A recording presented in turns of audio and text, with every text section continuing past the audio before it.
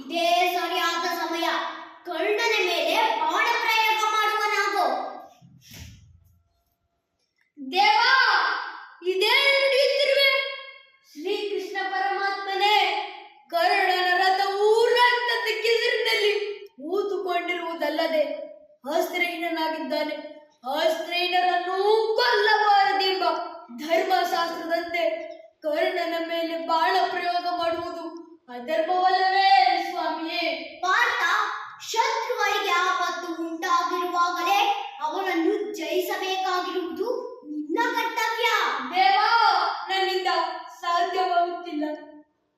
ಶ್ರೀಹರಿ, ಕರ್ಣನ ಪರಿಸ್ಥಿತಿಯನ್ನು ನೋಡಿ ನನಗೆ ವ್ಯಸನ ಉಂಟಾಗಿ ಧನುಸ್ಸನ್ನು ಎತ್ತಲಾರದೆ ಕೈಗಳು ಸೋತು ಹೋಗಿರುವುದಲ್ಲದೆ ಕರ್ಣನ ಮುಖವನ್ನು ನೋಡಿದರೆ ಅಣ್ಣನಾದ ಧರ್ಮರಾಜನ ರೂಪಿನಂತೆ ಕಾಣುತ್ತಾನೆ.